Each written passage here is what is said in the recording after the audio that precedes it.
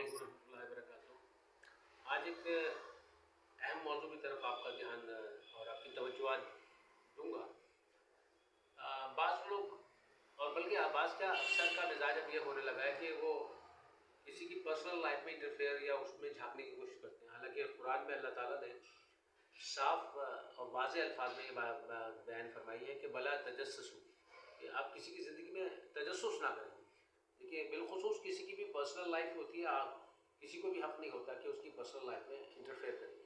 ایک واقعہ حضرت عمر رضی اللہ عنہ کے زمانے کا میں آپ کو سنا رہا ہوں، اس سے پتہ چل جائے گا کہ آج ہماری کوششیں کیوں ناکام ہوتی ہیں اور ہماری اصلاحی جو ہماری کوششات ہیں وہ کیوں ناکامی کی طرف جاتی ہیں۔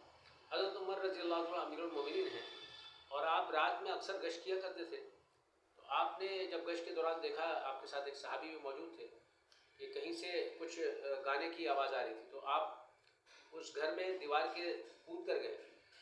تو وہ بزرگ انسان تھے، کسی ایسے کام میں مصروف تھے جو غیر شرعی کام ہے۔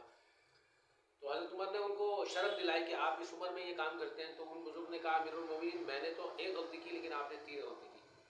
پہلی بات تو آپ بغیر اجازت کے میرے گھر میں آئے، دوسرے آپ میرے دروازے سے نہیں آئے بلکہ دیوار کود کر آئے، اور تیسرے آپ نے میرے گناہ کا تجسس کیا۔ حضرت عمر نے جب یہ بات سنی تو ان کی چیخ نکلنے والی تھی، لیکن انہوں نے اپنی زبان میں اپنے منہ میں کپڑا دبا لیا تاکہ میری آواز سے باہر جو صحابی ہیں ان کو آواز نہ چلی جائے۔ بہرحال یہ بزرگ بہت شرمندہ ہوئے اور انہوں نے گھر سے نکلنا چھوڑ دیا۔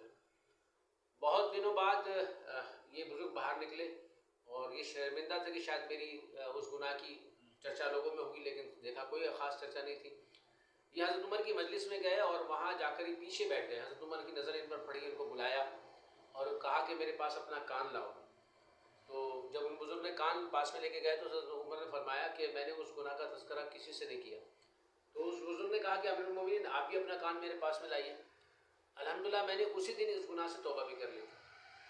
آج ہم غیبتیں بھی بہت کرتے ہیں، کسی گناہ کو دوسروں تک پہنچاتے ہیں اور اس بات کو ہم نہیں سوچتے۔ حالانکہ اگر کوئی انسان کسی کی آبرو ریزی کرتا ہے تو اللہ کے نبی صلی اللہ علیہ وسلم نے ارشاد فرمایا، اللہ تعالیٰ کی طرف سے سخت وعید ہے کہ اللہ تعالیٰ ایسے شخص کو گھر بیٹھے رسوا کر دیتا ہے۔ اور کوئی کسی کی پردہ داری کرتا ہے، اس کی آبرو کی حفاظت کرتا ہے، تو اللہ تعالیٰ اس کے عیبوں کو یہاں پہ بھی اور آخرت میں بھی اس کے پردہ داری کرے گا۔ تو اللہ تعالیٰ ہمیں، مجھے بھی اور آپ حضرات کو بھی، اللہ تعالیٰ اس چھوٹی سی ویڈیو ہو سکتا ہے کچھ لوگوں کے لیے ہدایت کا ذریعہ بن جائے، اور اللہ مجھے اور آپ کو عمل کی توفیق عطا فرمائے۔